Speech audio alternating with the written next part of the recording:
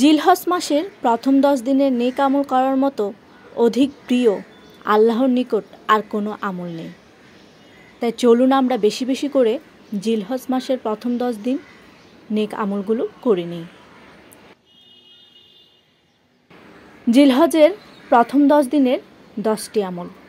Number 1, নখ ও চুল না কাটা, অর্থাৎ নখ ও চুল কাটবেন না। নাম্বার 2, জিলহজের প্রথম 9 দিন রোজা রাখা, বিশেষ করে আরাফার দিন। নাম্বার 3, বেশি পরিমাণে আল্লাহর জিকির করা। নাম্বার 4, বেশি পরিমাণে তাকবীর পাঠ করা। নাম্বার 5, যথাসম্ভব সাদকা করা।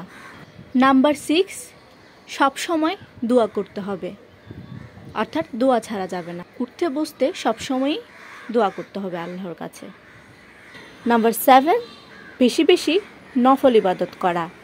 নাম্বার 8, আন্তরিকভাবে তাওবা করা।